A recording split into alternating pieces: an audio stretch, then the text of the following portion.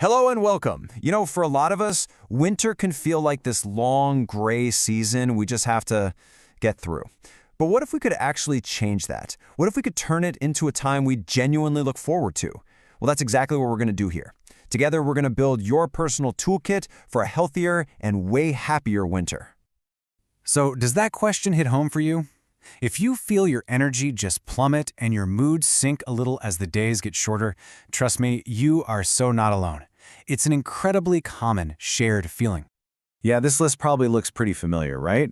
The days get shorter, they get darker. All of a sudden, you're craving all those heavy comfort foods. You get that deep urge to just hibernate until spring. And of course, it feels like you're way more likely to catch every little bug that's going around. I want you to know, this is not just in your head. It's a real physical response. There are actual biological reasons for all of this. But instead of just putting our heads down and enduring it, we're going to get proactive. That's where this idea of a winter well-being toolkit comes in. It's a set of practical strategies, habits, and mindset shifts that'll help you not just survive the winter, but actually thrive in it. So here's our game plan for building that kit.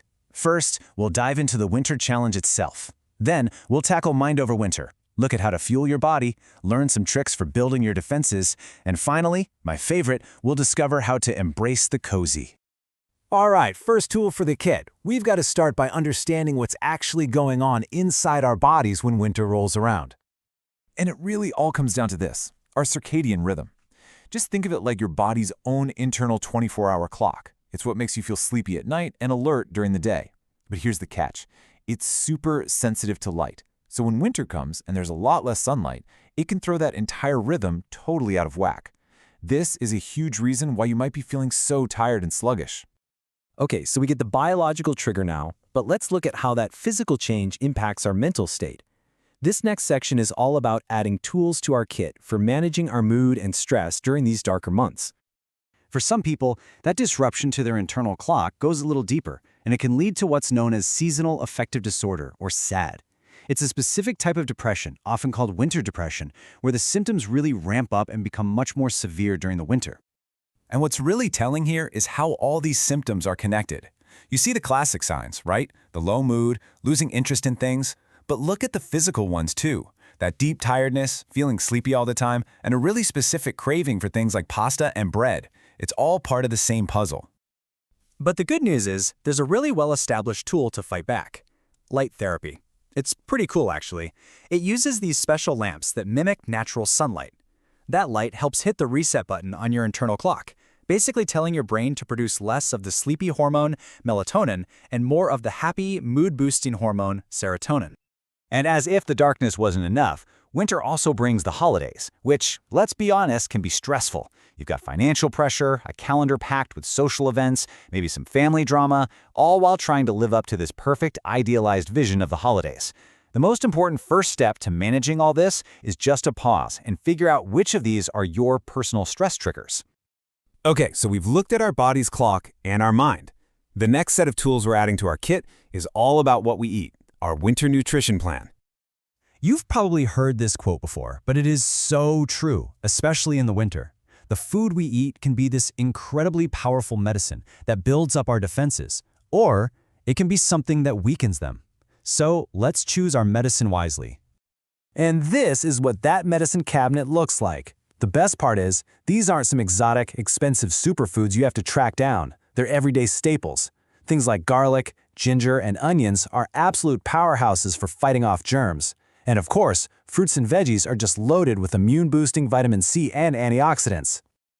Now, for the other side of that coin, remember that craving for comfort food we talked about? Well, here's the big warning label.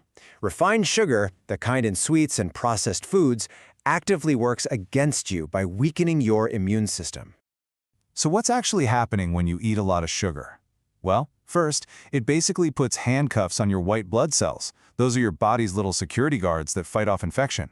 And second, it promotes low-grade inflammation throughout your body, which just wears down your defenses over time and makes you way more likely to get sick.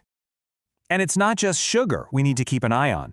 This number here, 14, is the maximum recommended weekly units of alcohol. Why does this matter for winter well-being? Because too much alcohol can also take a toll on your immune system, and it depletes key nutrients like vitamin B, which can directly make you feel tired and low. Let's move on. We're really filling up our toolkit now. We've talked about what to put in your body. Now let's add some simple but incredibly powerful habits that can have a huge impact on your defenses. Here's a super simple checklist. Washing your hands. So basic, but so effective. A flu jab can be a real game changer, especially if you're in a high-risk group. Getting out for 10,000 steps a day, even when it's cold, is an amazing tonic for your body and your mind. And last but not least, and this might be the most powerful one on the list, never ever underestimate good quality sleep. It is one of the absolute best things you can do for your immune system, period. And that brings us to the final, and maybe the most powerful tool in our whole winter well-being toolkit. This one isn't just a habit or something you do. It's a complete shift in mindset. It's a concept called hygge. You pronounce it hygge. It's this brilliant idea from Scandinavia, and it's not about buying stuff. It's about creating a feeling of warmth, of coziness, of contentment. It's about consciously enjoying life's simple pleasures, especially when it's cold and dark outside. And look how simple it is to practice. It's lighting a candle. It's snuggling up under a really soft blanket with a good book. It's sharing a warm, comforting meal with people you love. Hygge is about flipping the script. Instead of dreading a cold, dark day, you learn to savor the feeling of being warm, safe, and protected inside. It's about finding the beauty in right now. So, that brings us to you.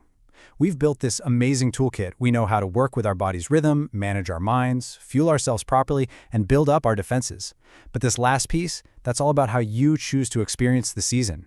So, my question for you is, how will you create your own moments of warmth, connection, and hygge this winter?